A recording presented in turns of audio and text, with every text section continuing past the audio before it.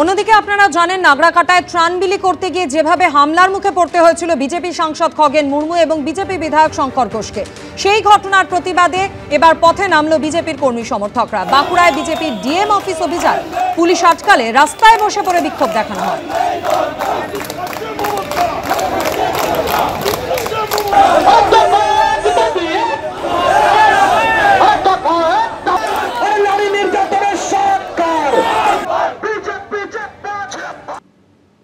উত্তরবঙ্গে দুর্যোগ, ক্ষতিপূরণ দিতে হবে ভুটানকে।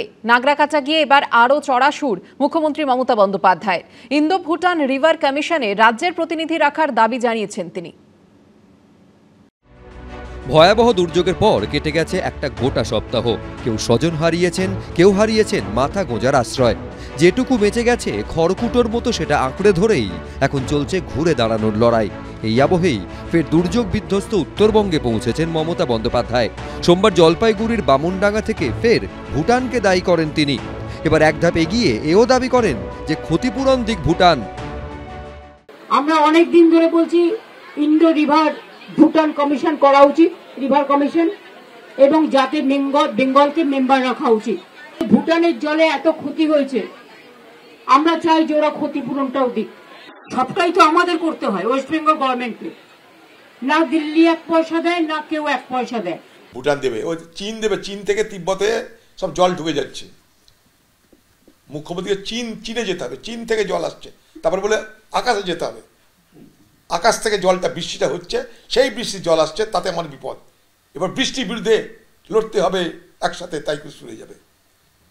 বৃষ্টির বিরুদ্ধে লড়তে হবে একসাথে, স্লোগান দেবে বাংলার মুখ্যমন্ত্রী। সোমবার হাসিমারা থেকে সড়কপথে নাগরাকাটার বামুনডাঙ্গায় যান মুখ্যমন্ত্রী। সেখানে ত্রাণ শিবিরে পৌঁছে দুর্গতদের সঙ্গে কথা বলেন। বৃষ্টি বিপর্যয়ে নাগরাকাটা ও মাথাভাঙায় মৃত্যু হয়েছে 7 জনের।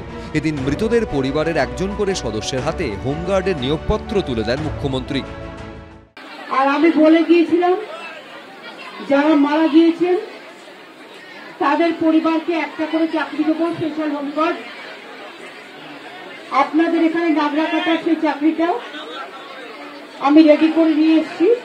যাদের বাড়িঘর ভেঙে গেছে তাদের আমরা তৈরি করে দেবো। নাগরাকাটায় বামুনডাঙ্গার টানাটানি ব্রিজ পায়ে হেঁটে পার করেন মুখ্যমন্ত্রী। সেখান থেকে পৌঁছন টুন্ডু চা শ্রমিক মহল্লার ত্রাণ শিবিরে। ত্রাণের তদারকি খতিয়ে দেখেন তিনি। উনি দক্ষিণবঙ্গে বন্যা হলে ডিবিসি, ওদিকে বলেন পাশে বিহার থেকে ঢুকে পড়ছে, এখন বলছেন ভুটান থেকে, নেপাল থেকে ঢুকে পড়ছে। আর এখন যখন আমরা বলছি যে নির্দিষ্টভাবে যারা জমি হারা হলো, কৃষিতে যা ক্ষতি হলো, ঘর হারা হলো, তাদেরকে ক্ষতিপূরণ দিতে হবে, উনি বললেন যে ভুটান সরকার দিক।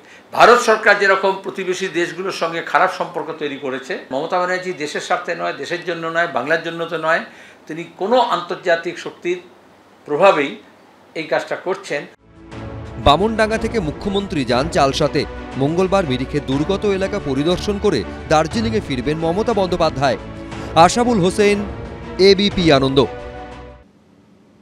উত্তরবঙ্গে ভয়াবহ বিপর্যয়, কেউ সর্বস্ব হারিয়েছেন, কারো আশ্রয় ত্রাণ শিবিরে। দুর্যোগ কাটলেই আতঙ্ক এখনও কাটেনি। জীবনকে স্বাভাবিক ছন্দে ফিরিয়ে আনার লড়াই চালাচ্ছে জলপাইগুড়ির ময়নাগুড়ির বিভিন্ন গ্রামের বাসিন্দারা।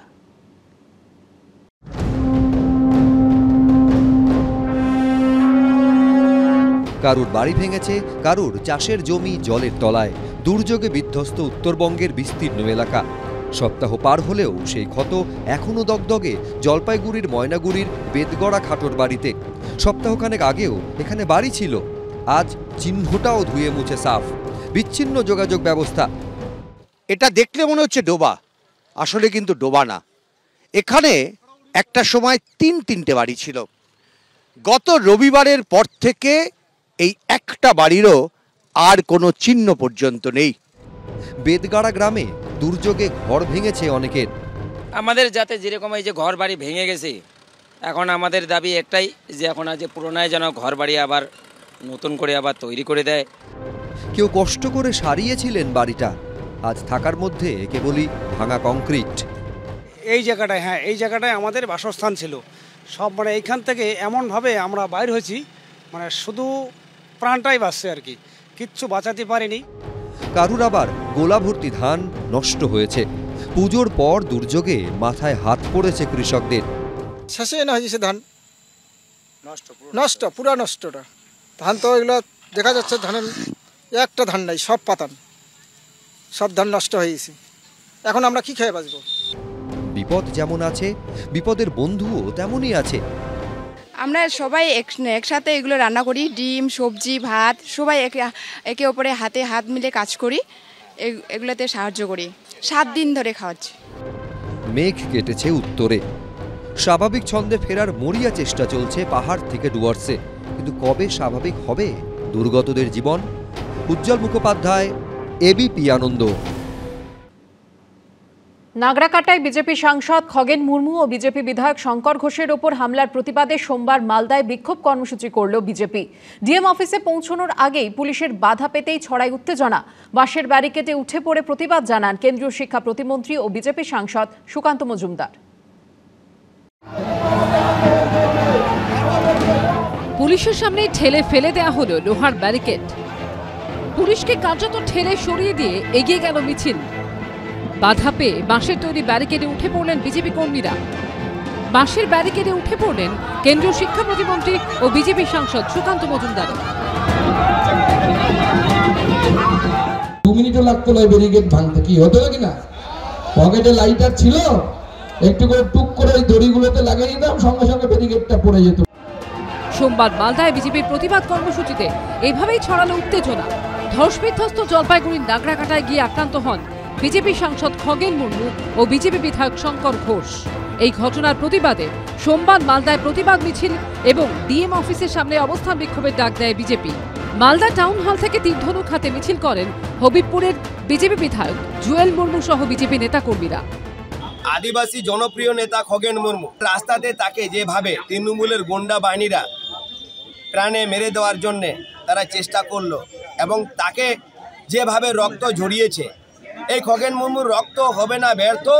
খগেন মুর্মুর রক্ত কিন্তু প্রতিশোধ নেবে, আর তার জন্য আদিবাসী মানুষজন সারা বাংলা জুড়ে গর্জে উঠেছে। মিছিলে যোগ দেন বিজেপি সাংসদ সুকান্ত মজুমদার। ডিএম অফিসের বেশ খানিকটা আগেই লোহার ব্যারিকেড তৈরি করে রেখেছিল পুলিশ। তার ঠেলে ফেলে দিয়ে মিছিল এগোতে পারলেও বাঁশের ব্যারিকেডে আটকে যান বিজেপি নেতাকর্মীরা।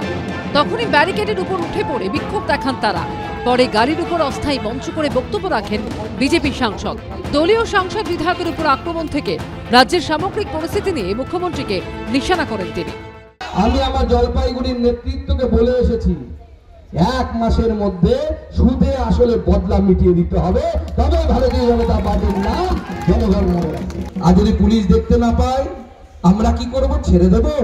কি ছেড়ে দেব? এখানকার তৃণমূল কংগ্রেসের জেলা সভাপতি, নাম তার বক্সি, বলে খুঁড়ো, পুলিশটা সরিয়ে দিয়ে রাস্তায় বেরিয়ে তোমাকে রিক্সাওয়ালা পর্যন্ত জুতো ছুঁড়ে মারবে।